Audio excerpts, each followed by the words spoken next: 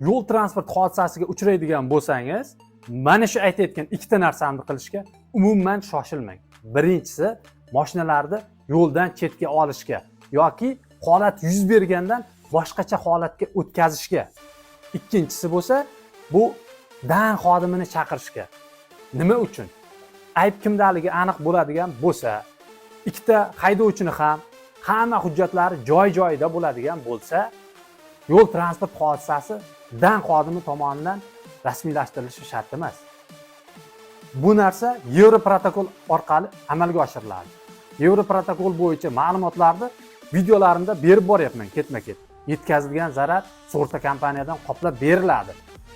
Barcha hujjatlar taqdim qilingan holatda oson kechadi. Dan xodimini chaqirib, uni rasmiylashtirishga qaraganda.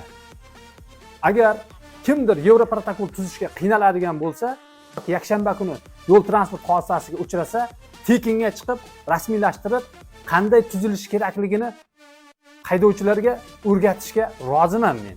Odamlar sug'urtadan to'laqonli foydalanish uchun mana shu ishlarni amalga oshiramiz. Yaqin tanishlaringizga ham yuborib qo'ying mana shu videoni. Kimgadir yo'l transport hodisasi yuz bergan vaqtida foydasi tegishi mumkin bu video.